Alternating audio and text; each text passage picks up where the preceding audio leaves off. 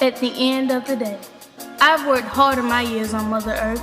I've done all I could to make this and that work. I've ran here and there and ended up nowhere. I've been up and down and sometimes on the ground. Harder the knocks that I have received, and I am still no earthly one to cleave. No arms, no shielding from the rain, or even a ray of hope. So I remain.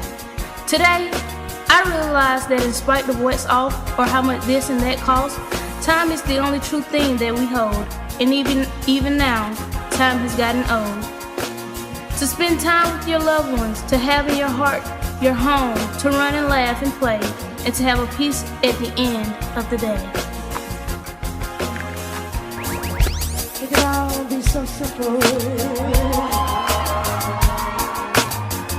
but you'd rather make it hard.